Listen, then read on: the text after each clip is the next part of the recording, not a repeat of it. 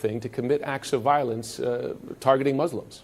Yeah, allow me to be bold, Jim. What we're witnessing around the world is the death rattle of white supremacy that has become the death march of white supremacy.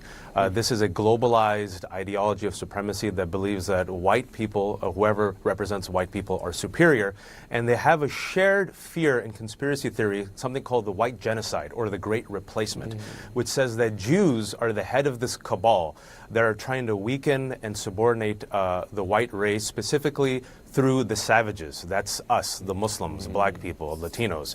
And if you see this language of invasion and trying to punish the immigrants and take revenge against them, well, that was used allegedly by this New Zealand shooter. That was also the language used by Anders Breivik in 2011, the mass murderer who killed 77 people and left a 1,500-page manifesto saying he wants to punish Europe for multiculturalism and pro-immigration and for integrating Muslims. And also we saw in Quebec, right, 2 years ago, the shooter who was anti-immigrant, anti-Muslim.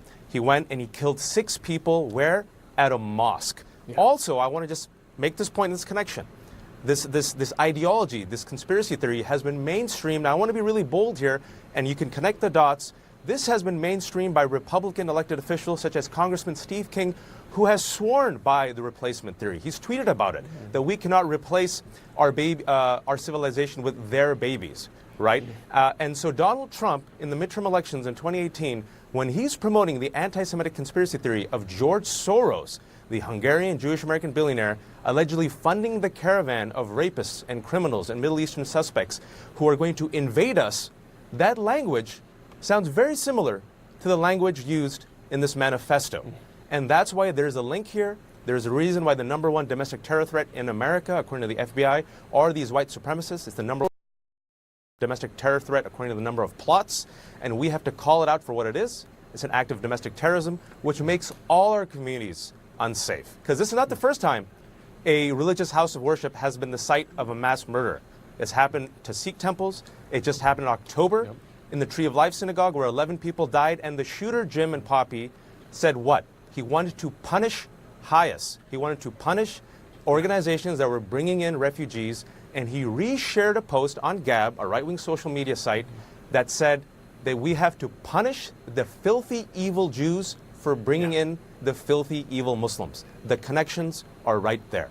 It's a great point, Poppy. You know, the hate is connected. The Pittsburgh synagogue shooting at a synagogue, but similar hate driving that against Jews, similar hate to what we saw today in Christchurch, Poppy. Wajahat, what is the most effective tool to tamp it down? Oh, let's see the world. There's first and foremost, you have to call it out for what it is. You have to acknowledge it. You have to call it domestic terrorism. Secondly, you have to look at the facts and listen to our counterterrorism experts and national security experts that says they need more resources, they need education, you need an off-ramp for these individuals who are being radicalized online. So you need to fund groups like Life After Hate that was getting funding, by the way, from President Obama and his administration. But when President Trump came into office, all of a sudden Life After Hate was defunded.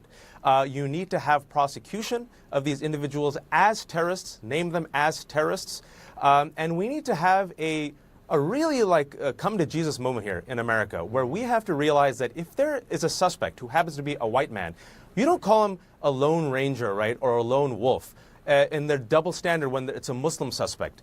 We have to have equal language and equal coverage, because a Georgia State University study that came out last year says that when a suspect who commits the same exact act of domestic terrorism happens to be Muslim, there's 7 times more coverage. When it's a white man, 7 times less. So let's have equality here when it comes to the language, when it comes to the prosecution. Let's have education, awareness. And I want the President of the United States of America, President Trump, to tweet something. Because when the suspect is an ISIS suspect, he tweets hard. He did. He tweets he's going to get them. He's going to go after them. He's going to do extreme vetting. But when it comes to Charlottesville, very fine people. If we could, I don't know in the control room, do we have the president's tweet from this morning about this, condemning the attack?